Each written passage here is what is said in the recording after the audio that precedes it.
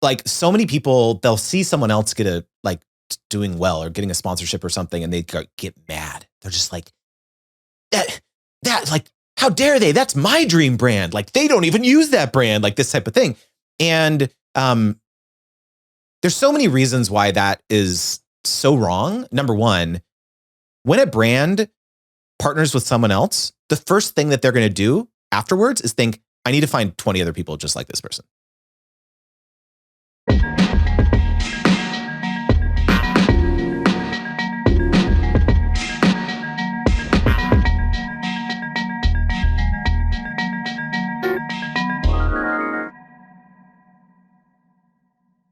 Today I'm talking with my friend Justin Moore. Instead of starting with his credentials, I would describe you as just basically showing up in the creator world with this infectious energy. And I think what makes you successful is that you seem to get a hell of a kick out of just seeing others succeed and seeing them find their way in these weird worlds we're operating in. So I think that's what makes you stand out the most in my eyes. And you've been doing this full-time for at least 7 years, longer part-time.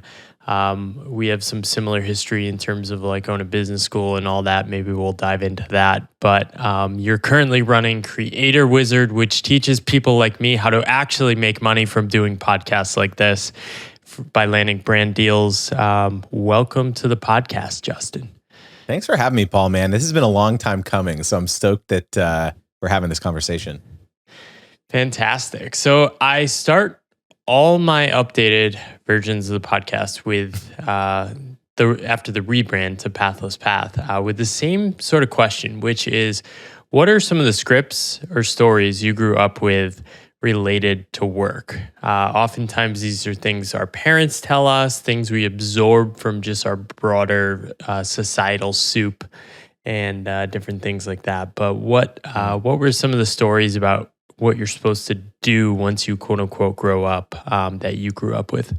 Yeah. So the household that I grew up in was solidly middle class. My dad is an engineer by background, worked in computers for as long as I can remember.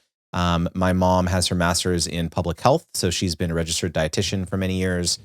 So both of them had, advanced degrees, and, saw them work my whole life. And then there was this very interesting transition where they broke out as entrepreneurs, when I was younger. So they eventually, came to own 3 Supercuts franchises. So haircutting, Wow. Haircutting salons. Yeah. And so that, took over our family's life. Basically, it was like, they were at that time, like now thinking back, they were kind of the same age as I am now, like even a little bit younger, to have owned, they owned these businesses, they were running them, they had personnel, they had staff, they had all the hairdressers and everything. And so I very much my sister and I, we very much had a front seat to the stress of what being an entrepreneur is from a very early age.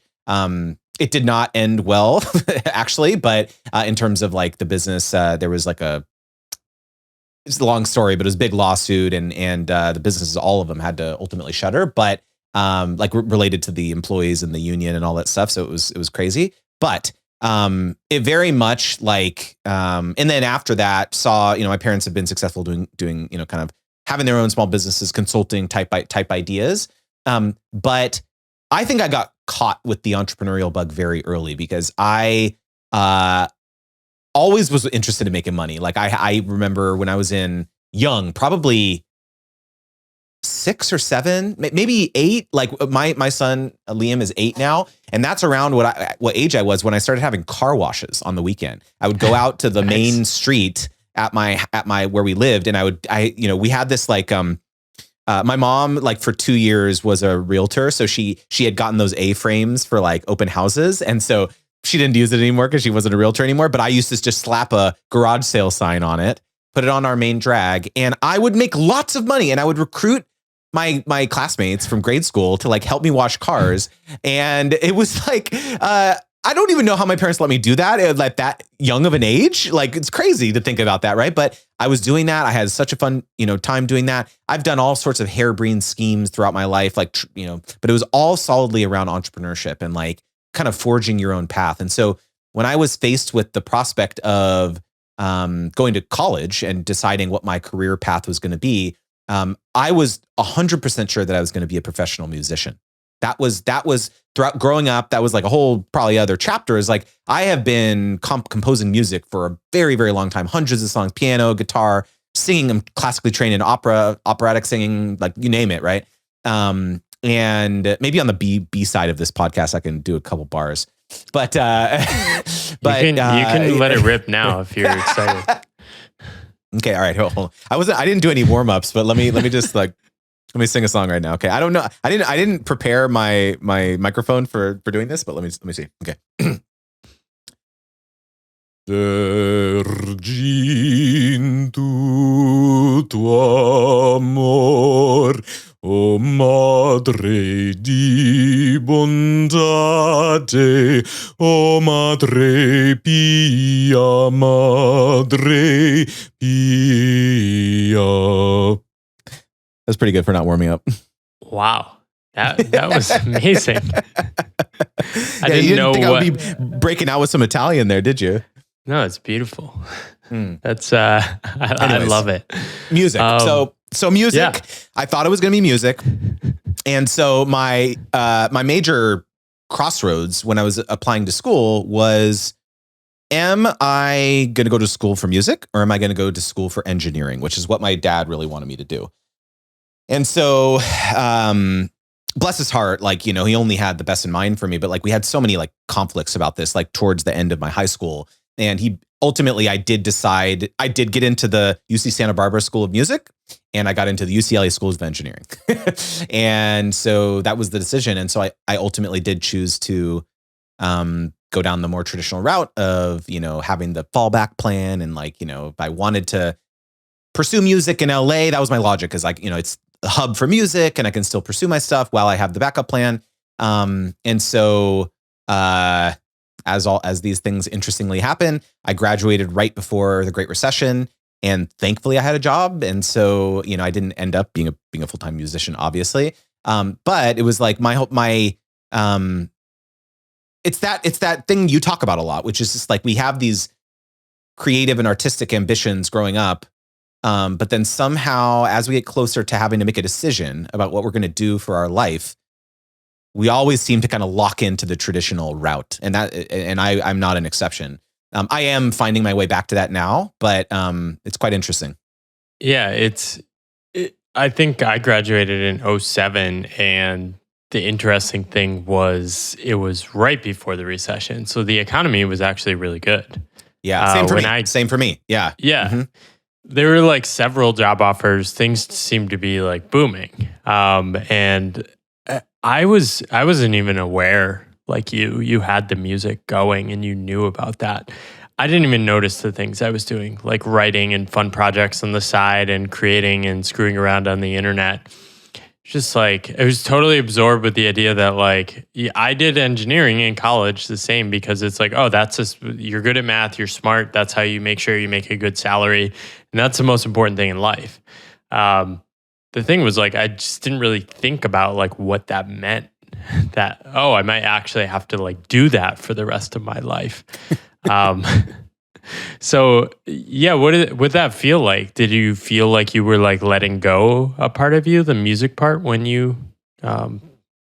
went down the engineering route? So I still played music quite a bit in college. In fact, I formed a duo with my friend Nick, and we were called Nick and Justin, and we released an entire instrumental guitar album together while we were in college, recorded in my dorm room, by the way. And, it was very much something I was trying to, pursue on the side, while I was like trying to juggle my engineering curricula and everything. But, for a long time, whenever I would listen to my old music that I had composed, or think about how much I used to play music when I was, doing my engineering stuff, I used to get very wistful. I used to get very nostalgic and sad a little bit, thinking like, man, I miss that. I miss getting back to that. And then somehow this really interesting shift happened where it was like, I started really enjoying these other things that I was doing more than I missed the music. And so it was like now I think back on it and I listen to my music and I don't get sad. I really, really enjoy it. Right. And so, for a long time, I thought I was going to regret it forever. A long time I was sad anytime I thought about it. But as I have found other new interests in life beyond music that also make me really happy, I think that's allowed me to kind of let that part of my past go and be happy for the things in my life now. Yeah. Do you sense that? I mean, even part of what you're doing is play at heart, right? You're organizing people, you're bringing people together, you're creating things online. Like in a sense, that is similar to the creative act of creating music, right? Do you sense that you still get to express a lot of that part of you now? I think that early on, I've never really talked about this, but like music for me early on was an outlet for some of the emotional things that I was going through as a kid, because my parents ultimately, going back to the whole demise of the business, that amongst other things led to them ultimately separating. And music was always my outlet to like express how I was, the feelings that I was going through as a kid. My parents got divorced when I was 12. And so when I look at the other creative things that I am pursuing in my life now, I don't assign them the same weight, I guess, Yeah. where it's like, I feel unburdened from feeling as though I need to do these things to help me express myself, express this trauma that I'm feeling or this emotion that I'm feeling now. Now it's so much more awesome. And the reason why I love it so much more, I think, than I ever did music. I mean, I love music, but like now it's like, it's 100% positive, if that makes sense. So it's not saddled with the baggage of like my youth. Now I get to do these things and I just absolutely love it. There's like no downsides. I don't feel like a weight on my shoulders at all when I do this thing. So it's a really weird dichotomy, I guess.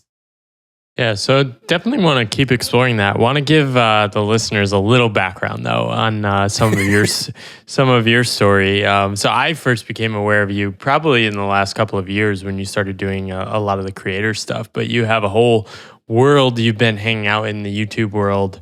How did you go from like manufacturing engineer in the biomedical space to like MBA student to like having a massive YouTube channel? Yeah, man. So the quick story is that like it was definitely not intentional. It was a very windy and circuitous journey. The quick story is that I met my at the time girlfriend April in college when I was at UCLA, and she was going to Cal State Long Beach down in LA. And we met on Yahoo Personals, by the way. Wow. Yeah, this was early days of Yahoo Personals. Like I was 20 and she was 21, and no one that age was using online dating 16 years ago, which is when we met. And so every single time that we would told people that we met on Yahoo Personals, they would be like, "Are you sure he's not a murderer? Like, are you sure? Are you sure?" Because like, no, like that was very much not a thing. The story of this is actually kind of funny. Like, Yahoo actually emailed me her profile.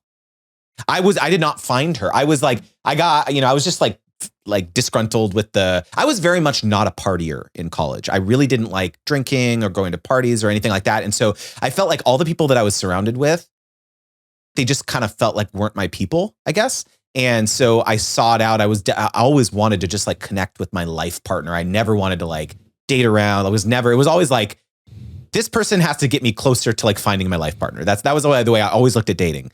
And I never wanted to just like play around, mess around. And so I guess that was why I signed up for Yahoo Personals and like searched around, but then, realized there's no one else young on here. Like, what am I doing? Right. And then really didn't look. And then Yahoo actually emailed me her profile one day and said, "Hey, we think based on your like criteria or whatever, because you have to fill out a questionnaire, we think this girl would be good for you." And I opened the profile and I told my roommate, Sean, at the time, "I'm going to marry this woman." Wow. based on, I hadn't even interacted with her. And right then I signed up. I paid $24.95 to be able to contact her, because that was like what you had to do at that time. You could view profiles, but you couldn't message anyone. And so I messaged her, and she responded like very quickly. And kind of the rest is history. You know, we started talking a bunch and ultimately met up. And so, you know, once we graduated and, you know, actually ultimately moved in together and everything, YouTube, you know, YouTube started around 2005, 2006 timeframe. So this is, again, 2009, 2010 when we first met. And so YouTube had been around for a couple of years. And I told April, like, she has this beautiful, warm, lovely personality. And I always told her, like, you should check out YouTube. This is cool. There's like some people doing some funny stuff on here. And she had never watched a YouTube video in her life. And I said, no, like, she's like, isn't it just like cat videos? I was like, no, there's like cool stuff on here, right? Like early days of comedy, and just like, you know, there was the early beauty gurus, also like Michelle Phan, and like a lot of, you know, starting to do stuff on there. And so I said, take a look at this. This is really cool. And so she started getting really into it. And then she started watching more and more and more. And I kept saying, you should do this. Like, I feel like you'd be really good at this. And she was resistive. And so finally I convinced her to make a YouTube video, her very first one. I helped her film it on our webcam and edited it in Windows Movie Maker, which is what we had at the time. And it was terrible quality. It was like letterboxed, right? Because YouTube didn't have widescreen at the time. And I remember the first video, it was this thing called the Bellabee, and it was a facial hair removal. It was a coil, the most craziest device you could think. It's like a coil with handles, and you bend it in a U, and then you use it to remove facial hair. And it's so painful, dude. It is so, I don't know why anyone uses it, but that was her first video. She still has it on the channel. And it's so funny. And like, that was like it. From then on, she was like, I love this. Like, this is, she got to connect with a community of other people who were really interested in cosmetics and beauty products and so on. I started doing, you know, like, people started asking about our relationship. So I started kind of being in some of the videos. People started getting really interested. So we made a vlog channel together. We made a cooking channel together. You know, we've made hundreds and hundreds of videos over the years. And then really we started working with brands. That was like this really interesting development that came from, to take a step back real quickly. Like, we were not making money on any of this for years. Yeah, right? and people didn't think you could make money. No, there was no YouTube partner program. There was no AdSense. That didn't exist in 2009. You know, so it was like the partner program, which was what it used to be called. That was like something that, you know, April actually applied 3 times to that, got rejected. Like before she actually got accepted on the 3rd time. So it was like, this has not been this like, you know, stratospheric, you know, meteoric rise to, like, we've had our trials and tribulations over the years of like trying to find our way. And so, yeah, so what happened first was that brands would reach out and say, hey, we want to send you free stuff. And she was like, yes, I have succeeded in life. I'm awesome. I'm getting free makeup, free beauty products, right? Because they're expensive, right? We were young, like, you know. And then it was really the first brand that said, I will pay you money to talk about us. That we were just like, we looked at each other like, what is happening? Like, this is bizarre. And so she was a preschool teacher full time. I was working in, you know, medical devices. And so this became our side hustle. Like, you know, we were, you know, I have so many other side hustles I've tried over the years in college and all that stuff too. But like, this one is the first one that became like, wow, this seems really interesting. Like, this is, and so it became this kind of dynamic where we would like go to our 9 to 5, and then we would come home, and like 5 to 10, we would be hustling on YouTube.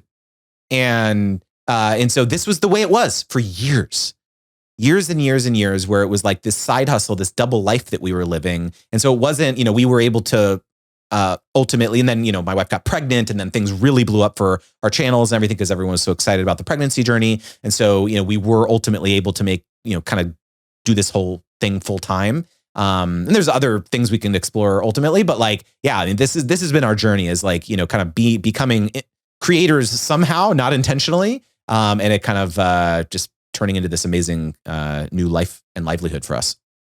Yeah, I've seen you talk about this in other places, but I mean, this is something I face, is that people make fun of me all the time. Oh, you don't have a real job. You're not really doing these things. I imagine there was not more support in 2011 or after that. What were some of the things people said? So not only were all of our friends and family had no idea what we were doing, or that you could even make, like every time we would say, people would always poke at it with a stick like it's a novelty. Like, oh, this newfangled YouTube thing. Like, how are you making doing this? Right? Like that was always the disposition of people whenever they would ask us about what we're doing online. It was never like, oh, this is really cool. Like, congratulations. It's not like if someone opened like a ice cream shop, like people, like that's like a thing people could like understand. Like, oh, you're running a small business, like all this stuff. It was like the idea of like making money, uploading videos on the internet. People just didn't get it. They, were kind of put their guard up, and just somehow it was not that it was scammy, but it was like somehow like too good to be true, I guess is how it felt to most people whenever they would ask us about it. So yeah, the same questions around, when are you going to get a real job, or like, when are you going to, actually, so for us, like we had the job, we had the 9-to-5 traditional job. My wife did quit prior to me. So she went full-time, 1 or 2 or 3 years prior to me doing it, because we kept one of the full-time salaries, and then she was able to kind of go full time on it. But it was like, even then, it was just like, and even when I did ultimately quit, it was like, what? You're quitting a 6-figure medical device job to go be a YouTuber in 2014? Yeah. What about the health benefits? What about the 401k? What about the yada, yada, yada, right?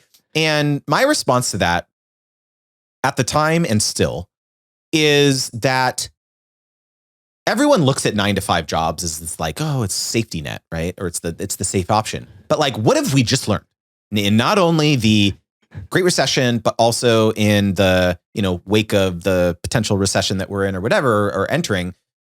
It does not matter how many late hours you put in, how much extra work you do. When push comes to shove and the outlook for the company doesn't, look promising, you will be made redundant. End of story. Right? And so when you're a creator, it's actually, I believe, a much easier thing to not only diversify your revenue streams, but you have a much longer time span to do something about it if you think things are not going so well. So for the example of YouTube, like, it's not like your income stream is just going to go to zero overnight, like it would in a 9-to-5 job if you get fired, right? Or yeah, maybe if you get demonetized, but that's a separate story. But like, if your views start going down, or people are not watching as much, or like, there are things that you can do. You can change up your approach. You can try other revenue streams. You can do, merchandise, digital products. You can do courses and coaching and yada, yada, yada. Right. And so like, I have always looked at being in control of your own destiny as a creator to be the safer option, because it's like, you're not relying on just a single income source for your livelihood. And then just the other real quick thing I want to mention is that this whole thing about being ridiculed, about being a creator, or doing this whole thing on the internet, is that our followers didn't understand it either. They would all like constantly in the comment sections of our YouTube videos. So what's your job? Like, what do you do? Like, what do you do? Like, and we would just say, we're creators. This is what, like, we're creators. We make, this is what we do. And just for years, Paul, I'm not joking, man, they would just continue to ask this. And so it's changed a lot now, and we could talk about that. But like, we just felt like we were outliers for the longest time. That just like, no one gets but we're just we're going to blaze this trail and see where it takes us. Yeah. When did people in your life start to get curious about your path? Like, the thing I've noticed is it's been way slower than I imagined. Some people are still like, don't ask me anything, or don't say anything, or like borderline hostile. A handful of people are like asking me tons of questions. They're like, oh, what about this? What about that? How do I integrate this mindset into my job? And those are some of my favorite people, actually. When did people start getting curious? I would say that most people are curious when they are in their own life transitions. That's been my experience. So people either are looking for a new job, or they're disgruntled and not happy with their current job, or they're trying to figure out like what their next step is. Maybe like you said, they went to school for something. they got the job and it's not what they thought it would be, or it was something there, some sort of, maybe not existential crisis, but some sort of like, mile marker in their life, and they're trying to figure out what's next. And so they look at us, April and Justin over here on this island where we're kind of, doing our own thing and kind of figuring it all out and being entrepreneurs and incorporating and getting a bookkeeper and like all this stuff we had to figure out on our own, as like, let me go get some insight from people who kind of are in control of their own destiny. Right. And so a lot of the counseling and the mentorship that I've done for my circle and my family and friends and stuff over the years has been related to kind of helping people find their path. Because I think that when you're the traditional career trajectory that most of us are think about, it's like when you are an entrepreneur and you're doing it on your own, there's no traditional path. Like you have to invent your own goals, right? You have to invent what you want your future to look like, right? And so it's like for a lot of people that's difficult because they need to be assigned those goals by others, right? And so it's difficult for to figure out how to like kind of blaze your own trail. And so that's been my experience, is like people typically do ask more questions when they themselves are trying to figure out their own lives. The thing that really sent me off in a curiosity rabbit hole in terms of exploring paths was my first year being self-employed. I started writing about the experience, and the same thing happened to me. People started coming to me and looking for guidance, wisdom, anything that would help them in their path. But those people were so ashamed to talk about those things outside of talking with people like me. And part of why I want to write about these things is to like make it more comfortable that like everyone's thinking about these things. We're all just pretending like everything is going smoothly. Like there's this linear line. Like we can stop pretending now.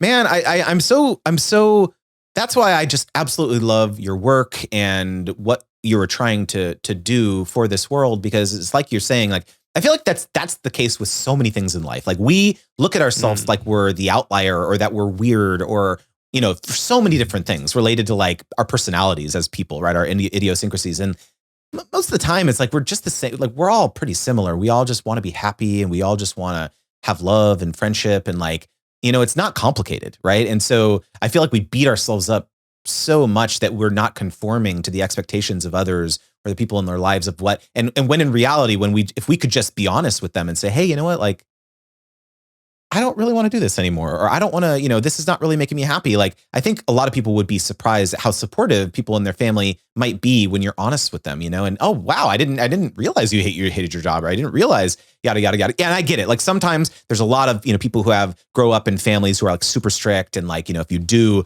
choose to not go down the traditional path, you'll be, shunned or whatever. So I get it. I'm not trying to minimize that, but I just, on a general note, I think a lot people are more accepting than I think generally that we realize. Yeah. And it surprised me, the people who have reached out to me. They're not the people I would have predicted.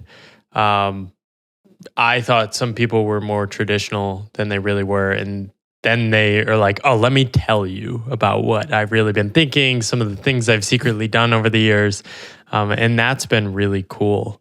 Would love to dive in around like your relationship to work. So you sent me some really interesting messages, and you said you got really caught up in like hustle culture, as you'd call it. And I mean, that makes sense. I think, especially when you find something you're really enjoying, you and April, like you guys probably went all in on that. Like, what was that like at the beginning, and when did that turn into something that maybe was a little different? Man, I mean, in the early days of YouTube in particular, I was actually talking with April about this recently. Like, the reason that I wear an eye mask to sleep now, even today, is because in our early days of YouTube, right after April had quit her job, she and I had to go to bed because I had to go to work the next day. She was up until 2, 3 in the morning every night, engaging, commenting. At the time, YouTube had an inbox feature, so you could actually send messages through YouTube, right? So like, this was the thing. This is how you grew your channel back then, was like networking and like, hey, like, you follow me, I'll subscribe to your YouTube channel, like, being the first to comment on like a big person's video. So it's like near the top. And like, there's all these like little growth tactics, hacky things that people would do back in the day. But like, she would be up 2 a.m. with the light on and I had to go to sleep. Right. So it's like, that is a perfect anecdote of what our life was like for years and years and years of like trying to grow this thing. And honestly, it was like trying to grow this thing so that it could replace our traditional income. So like the way we looked at it was like, we were very meticulous with how we planned to go full time doing this. So the goal was essentially that I had to make my salary an incremental amount, like of my salary, to completely replace my salary and then some. So like, and then another $10,000 on top of that before I felt comfortable quitting. That was what our marker was. That's a lot of pressure. A lot of pressure, right? And that's why we were so hard on the hustling, because we were like, okay, I'm going to replace my salary, but then we also need to have some cushion, because what happens if it doesn't go right? What happens if it doesn't go according to plan, right? And so I quit my medical device job 6 weeks after my first son was born. So talk about like a nerve-wracking thing.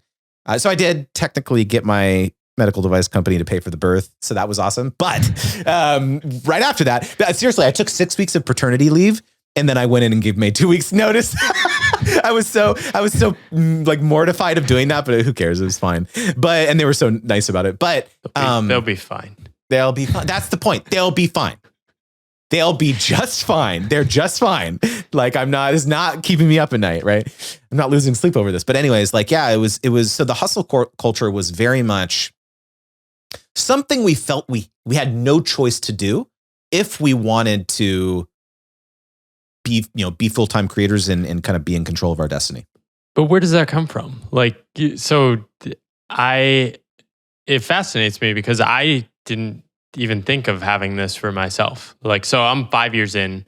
Mm-hmm. I was making about 150 grand a year in my final year, but I didn't come close to that in the first 3 years. I just like wanted to do something different. And I might come close to it this year, but I don't know. Where'd you come up with that? Because I'm fascinated with like how people, they leave full-time employment, but they're often like creating these new metrics for themselves. So we love traveling. And so one of our metrics is like, we don't really want to like reduce our lifestyle and the things that we love, like eating and traveling. And so that was kind of the metric. It was like, let's just like, we've gotten used to a certain lifestyle, I guess, in terms of where we're living and traveling and doing the things that we want. And so we just have to make that same thing happen if we want to keep doing that. So I would say we were not prepared to like start eating ramen every meal. So we were not there. Right. And so that is what drove, I think, a lot of the early hustle. Do you think you wish you left earlier, or was that good timing for you? I think that it became clear to us that the longer I spent in trying to go on this traditional career path, the larger the opportunity cost of not going full time on the creator business. It was like, what if I could spend 60 hours a week, 100% on our business, not just like doing this side hustle thing. And frankly, it was like beginning to like wear on me. It was like I was traveling. I was a product manager, so it was like I was traveling too. And it just was not sustainable. And so it was like faced with this decision where it's like, okay, either I keep going up the ladder, of a medical device company, or I could kind of roll this dice and try this thing out. I remember distinctly having a conversation with my dad around this. And my dad is like my best friend. Like I bless his heart, but he very much comes from this kind of traditional mindset. And I remember having this conversation with him that he was concerned that if I, quit the job, that I would ruin the trajectory of my professional career, or like that there would be this. That's such a boomer thing. Yeah, that there would be this gap in my resume, right? So it's like, okay, if I try this for a year or two and it doesn't work out, and then I go into an interview and people say, well, what did you do for the last year or two? Right. And then, and so that was like his logic and concern. And he's my dad. I get it. He wants me to be fine and okay. And like, I love him. But it was like, I felt really compelled. I was like, you know what? Like, we're already starting to make pretty significant amounts of money doing this. So it's not like we weren't making any money. It was like I could see the path. Right. And so making the jump and being like, you know what, if it doesn't work out, I'll kind of just figure it out. Right. But I got to try this. Right. Otherwise I'm going to regret it. Yeah. It's so common, the kind of people that take leaps. It's not that they, don't see the costs about leaving. It's that they are filled with this like possibility. It's like, oh my gosh, what might happen? And that excitement is like what pulls you forward. The problem is you can't like transport that excitement to someone else. Mm-hmm. You're like, oh, trust me, like all these, they're like, what are you talking about? You don't really buy it. Well, to that point, I'm really glad that you brought this up because I'm going to say this in like I swear, the nicest way possible. Okay. But I used to have this mindset when I was working a traditional job that it was always temporary for me. It was like, I'm not going to be here forever. Like, but I'm doing this now and it's okay. But like, I would look around and there would be kind of like lifers in my job. And like, and you know, they worked there 20, 25 years and like, and I never got it. I always thought like, well, don't they want to like do more or like do something else or like do this thing? And I never understood it. And that was my ignorance, right? Because I was always kind of the hustling and like trying to like do all this stuff. But it was like, it took me a long time to realize that like most people are totally happy going home at 5 p.m., shutting the line between work and life and just like watching TV, hanging out. And like, I do not look down on those people at all. Like that is just as valid as the path that I'm on. Right. And so, but for a long time, I didn't get it. Right. And so I think that that's where it comes from, is that a lot of people don't really get this kind of like trying to build something for yourself. Like they're totally fine just with the life they have. And so you are the weird one to them because it's like, well, they can't comprehend it. And so we're like kind of two ships passing in the night. It's just like, we just don't understand each other sometimes. And like, I gave up trying to like justify it or explain it because it's just too different. I'm laughing because I was that ignorant person too. I'd go to people like, oh, what about this job? You could like switch to this career and like make this great. And they'd be totally uninterested. And like, I would be like, well, I just got to get them interested. And it's like, oh, wait, I'm the weirdo. Right. And I think that's been a great thing about this current path is I can basically just befriend people like you and we can just talk like this is totally normal. Right. Which, so you sent me this line. If you haven't found the stuff that matters to you, it's blasphemy to slow down. What does that mean to you? If you haven't, read that again to me. I do not remember sending this to you, so I need to analyze my own thoughts again. This must have been in one of my like manic DMs to you or something. Yeah, if you haven't found the stuff that matters to you, it's blasphemy to slow down. I think you were talking about how like you were like in this like hustle mindset that you need to keep going, you need to keep working. Yes. Okay. Yes, I get it now. Yes. So I thought that was phrased as if I believe that now because I definitely don't. No, but like, yeah, that's how I felt when I was in this mindset where it was just like, I'm not really sure where this is going to take me, but I'm seeing the traction, I'm seeing all this stuff. And so if I slow down, I'm not going to figure it out because whatever I'm doing is working. And so if I stop doing that, then it's going to stop working. That was my logic for the longest time. And it's funny because I actually have been going through this even the last, 6-12 months or so. Because, I teach a course called Brand Deal Wizard where I teach creators how to find and negotiate brand partnerships. And the trajectory of it has been insane. So like my very first beta had 3 people in it, 3 paying creators, right? And my last one had 58. And so it's not a cheap course. It's for the next cohort, it's going to be $3,000. So it's a significant investment. But I'm now faced with the decision, and the last cohort I ran was extremely stressful. Like you can imagine, like having 58, and it's like me and like one other person and my assistant. So it's like, it's not like I have a team of 10 people like proctoring this and like all this stuff. It's like, we don't have a big team. Right. And so it was very, very stressful. And so I'm now faced with this decision of like, okay, well, I don't know if I can do that again. And it's very possible that I could have 100 people next time. Right. I am increasing the investment. So it's like potentially going to go down, and that's okay. But it's like, I'm now thinking about this kind of whole intentional life design stuff, because it's like, I was talking with my wife and she basically said to me, she had a very candid conversation with me. And she said like, I don't want our lifestyle. Like, you don't need to build this like 50-person company. You don't need to be making $10 million.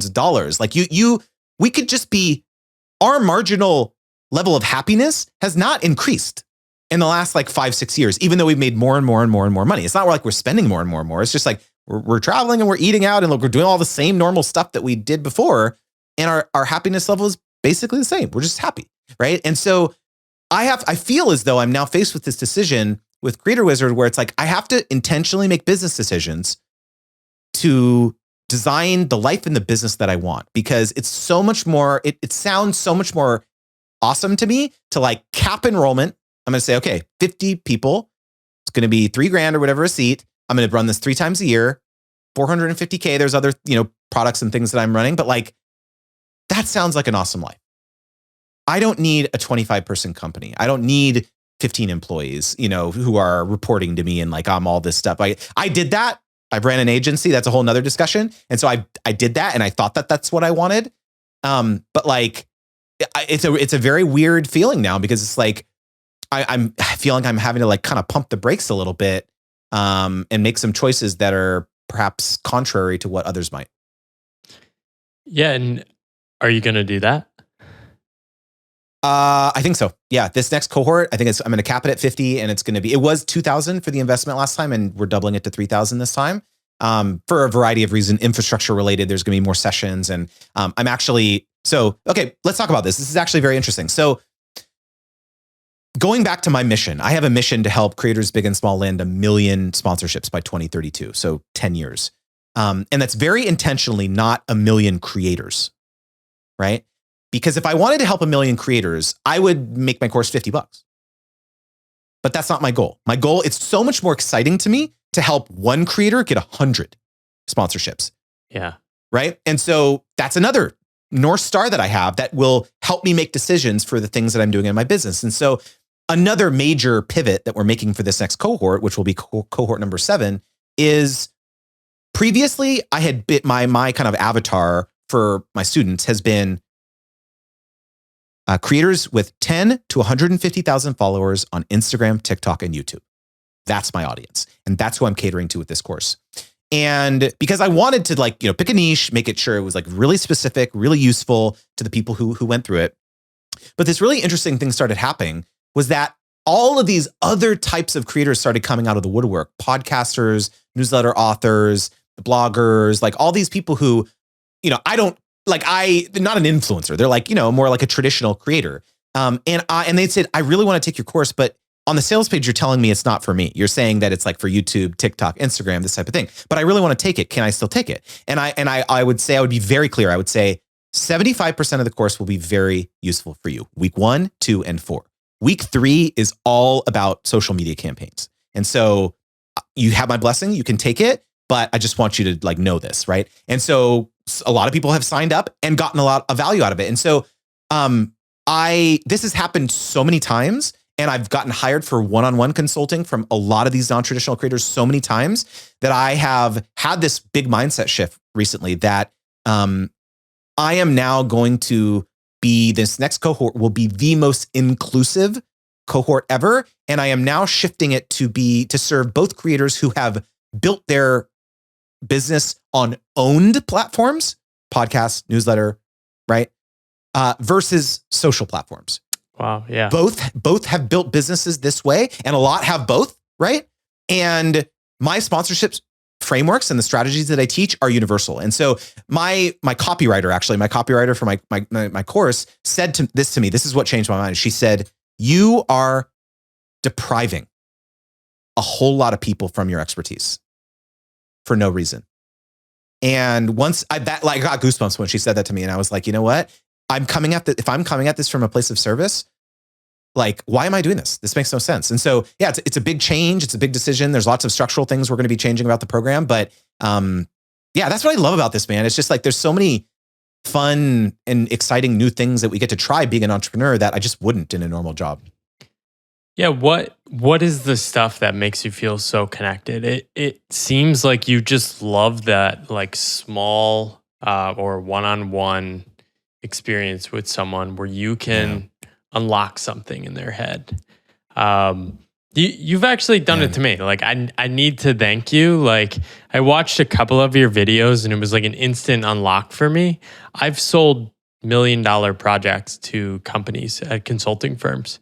And I was like, oh, this is the same thing. I just need to ask and like pitch a company. And I landed a sponsorship that basically has covered my entire year costs for this podcast. So like Pathless Path podcast brought to you by Justin Moore and indirectly. So you can add me to your one person for sure. I need to like clip this testimonial, put it on my sales page. No, but you know, the other thing too is that like about that kind of unlock, like having these like really intimate conversations with people and rather than just being like, how many people can I get enrolled and like, you know, all this stuff, like that does not excite me at all, dude. Like I think it comes down to like, I truly have an abundance mindset with this stuff. Like so many people, they'll see someone else get a like doing well or getting a sponsorship or something and they get mad. They're just like, that like, how dare they? That's my dream brand. Like they don't even use that brand, like this type of thing. And there's so many reasons why that is so wrong. Number one, when a brand partners with someone else, the first thing that they're going to do afterwards is think, I need to find 20 other people just like this person. Yeah, exactly. Because every brand has marketing objectives. They have to find new customers. So just because they partnered with someone else, and not only that, that is a great indicator that that brand is investing into your niche. So they have dollars that they're allocating to partner with people like that. And so this scarcity mindset, there's going to be $15 billion poured into the influencer marketing space by the end of 2022. And so it's just like this mindset of scarcity is simply not required. And so I bring that same level of energy and that emotion to all my interactions with people because like I just want to see people win. I want people. I did a newsletter last week around how our relationship with money holds us back. Oh yeah. Because how we were raised, especially our upbringing, you know, whether if money was like taboo to discuss or tight or things like that, somehow like a lot of us emerged from our youth thinking that money was evil, honestly. And so like, as like we're, you know, for a lot of people who are on non-traditional career paths or freelancers or creators or whatever, entrepreneurs, like money is not evil. Money allows you to run your business, to feed your family, to give back, to be charitable, to make more art, to be more creative, right? And so like money is a tool to allow you to do that. And so I bring that mindset when I teach people is like, you know, you have to shed this relationship, this toxic dynamic that you feel with money because it allows you to do these amazing things. That's such a common script. And it holds so many people back. And one thing I've kind of tapped into on my current path is seeing generosity as a practice, as basically a skill you need to practice. We short circuit this in society by donating to like charities because that's like what everyone else does. It's, in my mind, like one of my hot takes is like that's just like getting a full-time job and like putting on a suit because other people do. Actually giving in a generous way is quite hard. And even the things you're doing, like I think I showed up for one of your workshops. You had like 4 or 5 people and you showed up in such a genuine way. Like, and people can tell this. It's like, oh, he really cares. But it's so, like, where does and yeah, you can respond to that. It's so funny actually, because I swear you must have just seen the tweet that I posted literally like 2 hours ago. Like I have done 3 talks this week. I did one right before this. The same talk. It's like a presentation plus Q&A. I've given it now probably 20 times, but this week I did it 3 times. And I average between 5 and maybe 15 people showing up. These are like private creator communities that invite me to like give a presentation and talk about it. Like I did one for vidIQ. That was what I did this morning, right? So they're like that plugin that helps you like optimize your YouTube channel, and they have a private community. And so I did this thing, and I think maybe there was 10 people maybe on it, like 10 creators. And like, this is how, it's not hundreds. This is how I have built my business over the last 2 years to educating creators. Like, it's just like slow, steady, word of mouth, like being like people, like when they sense that like feeling of like that you actually genuinely want to be there and show up, it's like, you know, that is what I think ultimately drives like results from a business perspective. But just again, like being a nice person, like that, if one person showed up, I would have the same energy, because it's like, that's one person's life that I can impact. I truly, genuinely am being honest when I say that, because it's just like that person, okay, this is a great example. I had a one-on-one coaching client who I love talking about him. He's like such a nice guy. His name is Paul. He has a podcast called the Green Industry Podcast. Okay. And Paul's podcast caters to people who have lawn care businesses. That is his podcast. It is a daily podcast, Paul. Okay. All right. So your fellow Paul, right? And he has brands beating down his door to sponsor him, because he is the guy that everyone follows about, you know, hedge trimmers and lawnmowers and like all this tools that you need to run your landscaping business and all this stuff, right? And so I've done multiple calls with him now, and I have like helped him kind of shepherd him along this journey. And I literally just got an email from him about an hour ago saying that he had just, one thing I teach is how to provide post-campaign reports after a partnership, so that you can illustrate, you know, you do a postmortem, right? You were a management consultant. You get this, right? You talk about what went well. You talk about opportunities for the next partnership or, you know, project or whatever. And he literally just emailed me and said, I sent the post-campaign report, and now I need to hire you again, because now they want to work with me again, right? So I need to propose something, right? And so it's just like, that makes me so happy. Like now I'm so excited. I get to go back on this call with this guy, like super niche. Like we get to design this thing. He's making income. He's having fun. He's living his dream. And so it's just like, that is the dream. That to me, I could do this from now until the day I die. Like it's just so fun to me. I love that. Where does that come from though? Okay. Let's talk about this topic, because this is interesting. I feel as though my wife and I personally have had so much success throughout our career as creators. We've literally done over 500 sponsorships personally. I was looking at our QuickBooks software, like I think I just invoiced like number 510 or something, right? So it's like 500 times we've worked with like brands, right? And so we've made over $4 million. I'm very transparent. We've talked about this, right? We've had so much success that I now view it as like my duty to like teach the next generation. And so it's interesting, because I see this conversation happening a lot, where it's just like, you become really successful, right? A startup entrepreneur, founder, whatever. And then it's like, they have the IPO, they have the liquidity event or whatever. And then now they like start the charitable organization, and like now they're doing this, right? And it's angel investor. Yeah, they do the angel investing. And it's like, why can't you do that before you have found your own personal success? I've always like thought of this as like a very interesting topic, because even I'm not immune from that. Like I very much like look at that now as like, what I'm doing is like as a result of like having so much success, like personally, but not nowhere near like didn't IPO or anything, but it's like, we're fine. Like we'll be fine. Right. But it's like, I definitely felt compelled to give back as like a duty. It wasn't like, oh, I'm going to go. Now I'm making like a lot of money doing it. I didn't think I was going to, for a long time when I was making this content to educate people around brand partnerships, I was not making any money.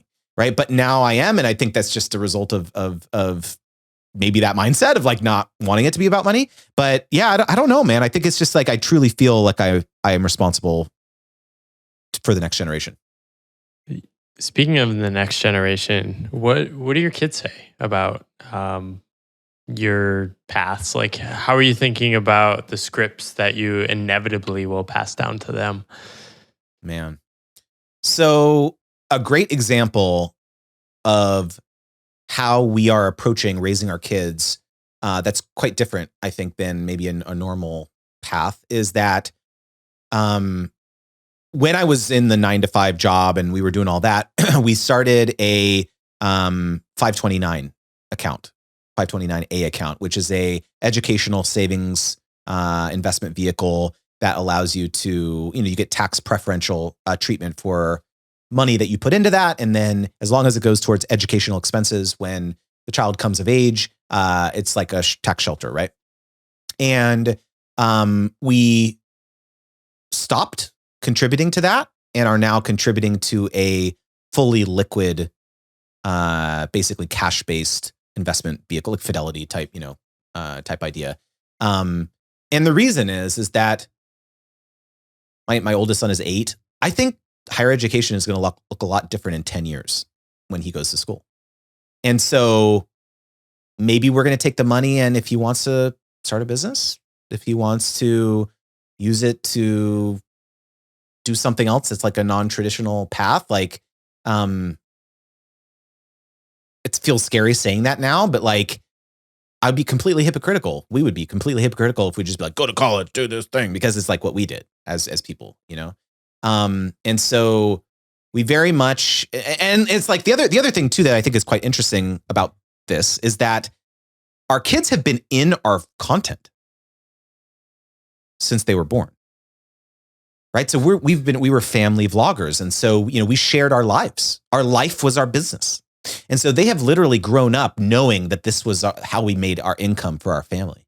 And so I think that's, now it's like, it's very interesting because we are, we've had to make different choices than other families because of that. In terms of privacy, we've had privacy issues in our life in terms of, weirdos online and in real life and stuff like that. So it's like, I don't like talking about it, but it's like, it can be a reality to being online.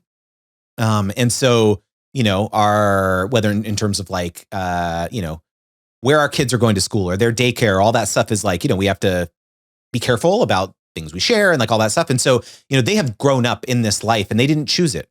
Right. And so my wife and I have had long conversations about what does this look like in terms of like us taking a pause on us as social media creators personally. And so, yeah, one of the reasons why I'm also very excited about doing this other chapter of my life of educating people is that it has nothing to do with our family.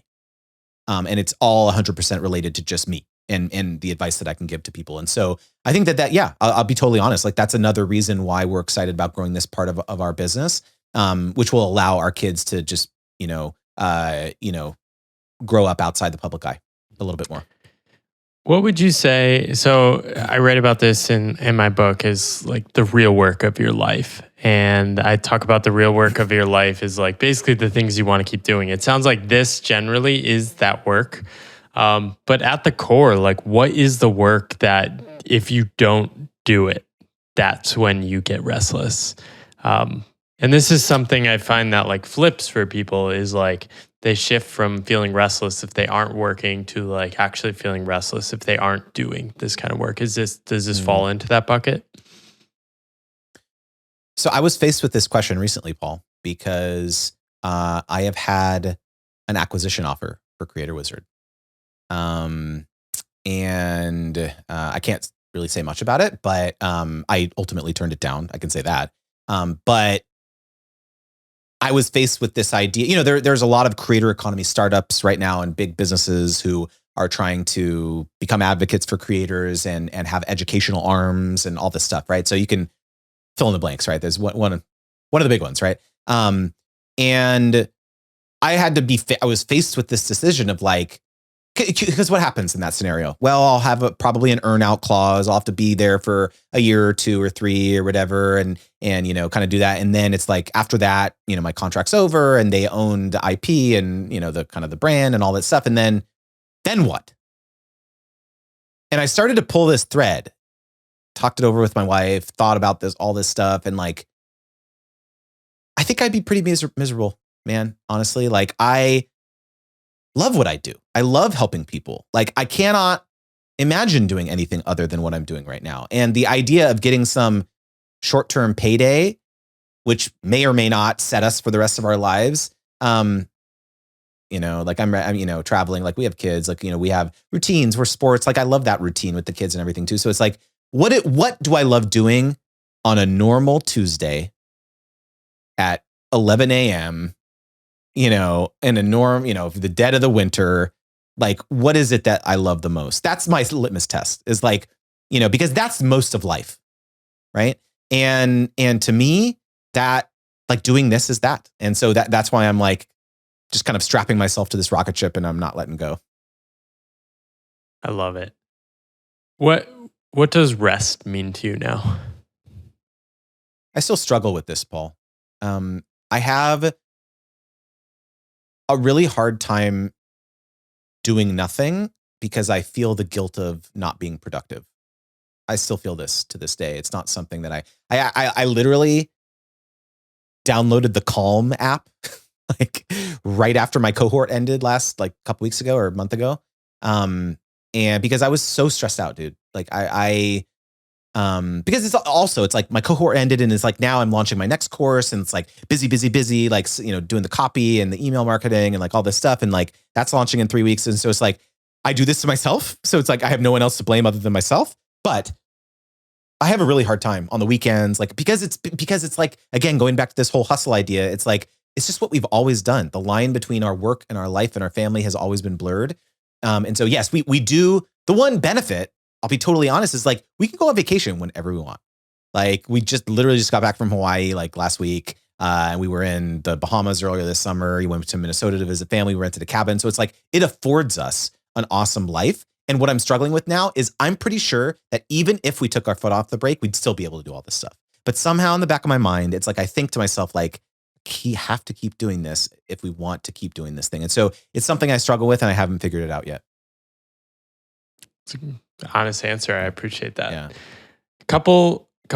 Few rapid fire questions for you. So do you have a path role model?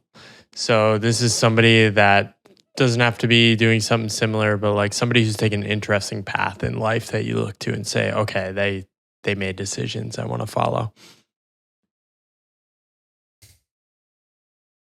That's always been a really big struggle for me, for us actually, because especially in the early days, we had very few people to look to model our business after or life after.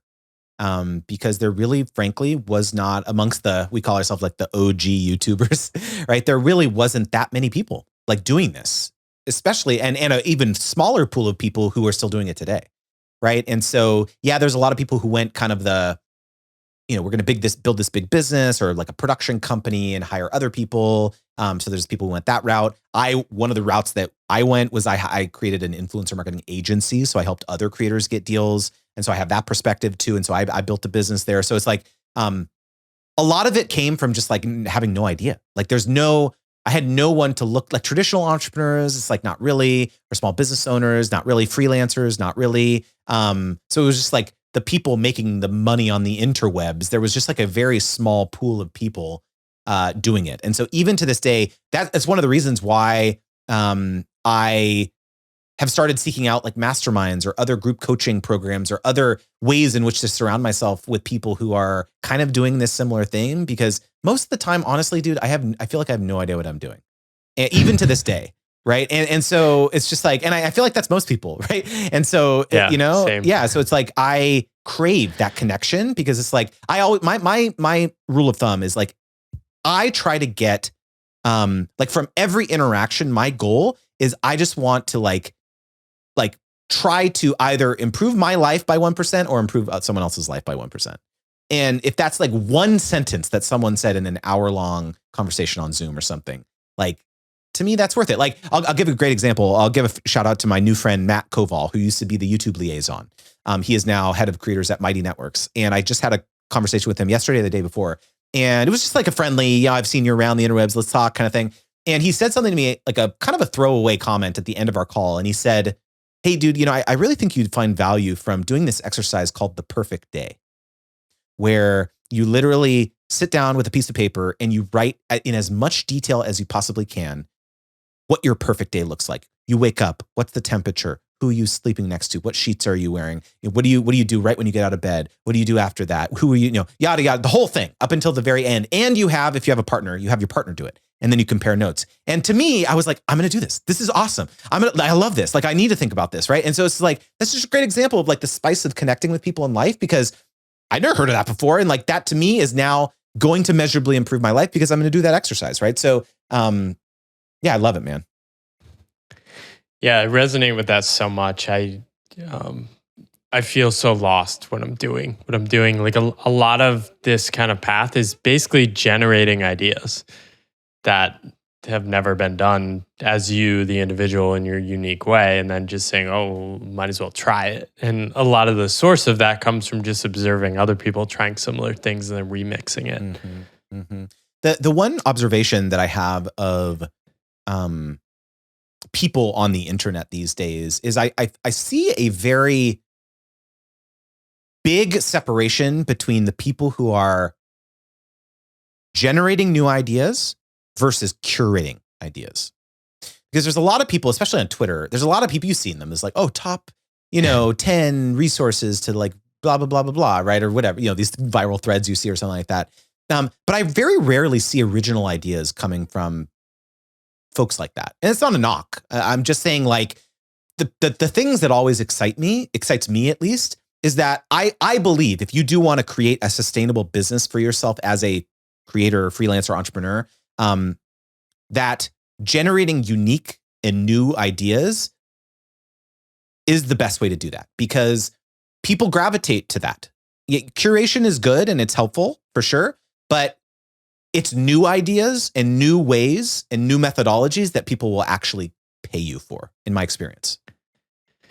Yeah, and that you can always hack the algorithm in the short term, but you can't hack a life by hacking the algorithm. And I think that's where a lot of people get caught up. You see these people and it's like, yeah, you've grown a lot of followers, but they're following you for being basically like a mini news agency. 100%. Not an actual person. And like in my path, I had this idea that like I'm going to take the slow and stupid path and basically optimize around my own obsessions.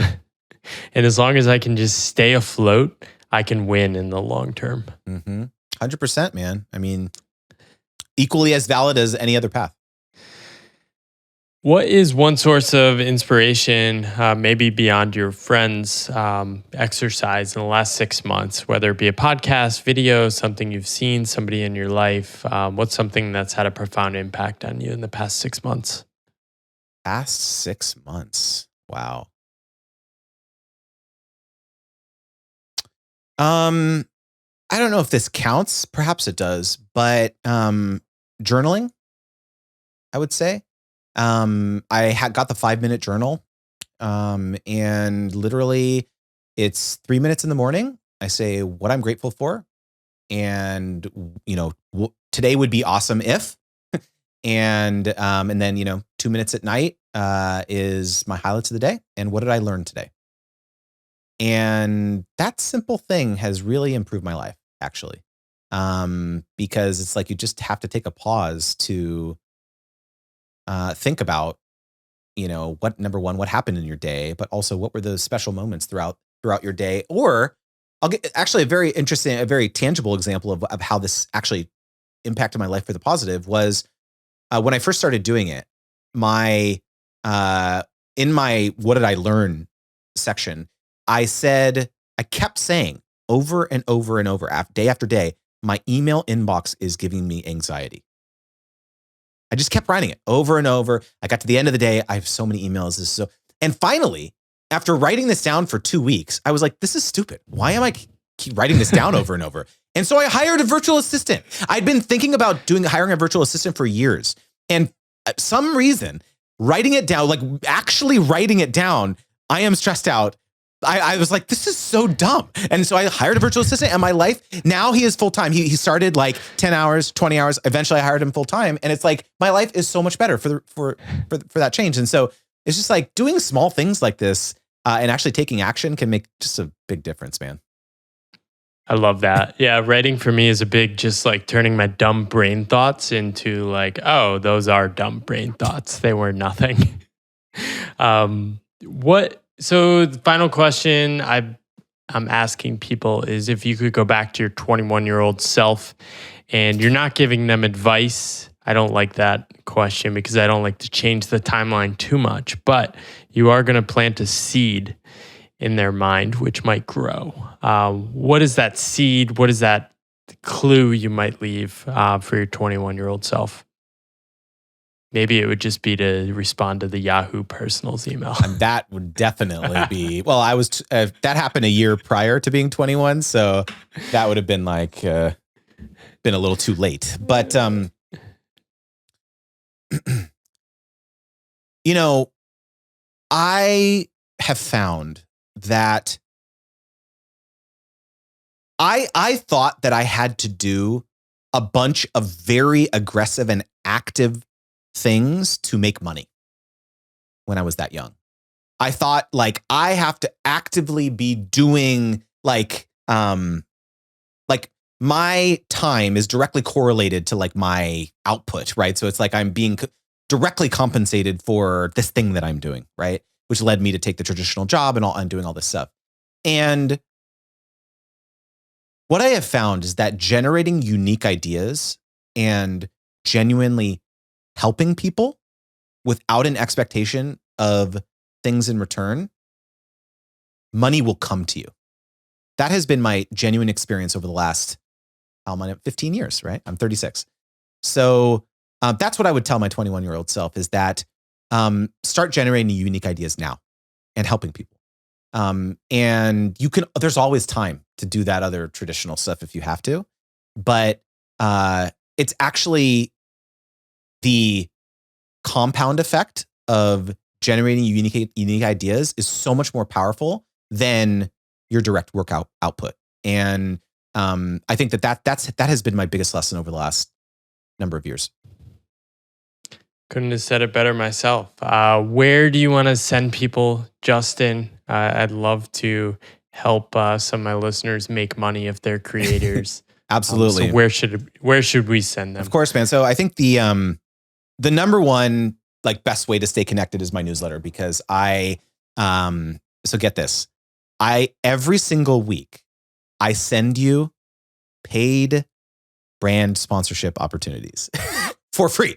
I will literally send them to your inbox every week. So I have about I think over 6,000 creators on the list now on the newsletter because I not only share the paid opportunities, but also sharing a lot of the stuff we talked about today, mindset stuff related to confidence and imposter syndrome and like how to value your worth and all that stuff. And so it's been so surprising to me how many people have like gravitated to this type of thing. I think it's just because not a lot of people talk about it. It's like so much in our head and it's like very lonely being a creator. And so, yeah, it's been a blast, man. So creatorwizard.com/join is the link. And maybe you can put it in the show notes as well. And then, I'm at Creator Wizard pretty much everywhere on YouTube, Instagram, TikTok, you name it.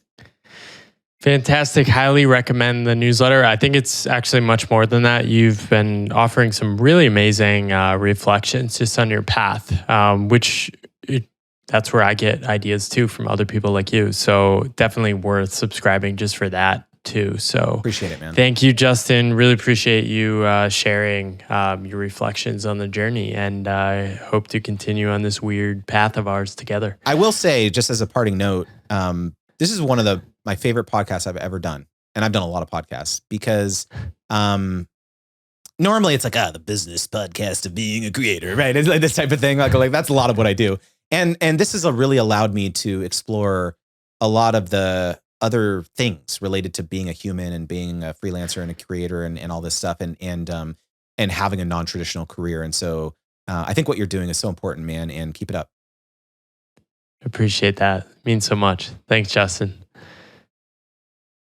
Hey friends, thanks for listening to this episode of The Pathless Path. I love having these kind of conversations. And if you want to continue to support me doing this, the best thing you can do to support me is hit subscribe, leave a comment, or follow along in your favorite podcast app.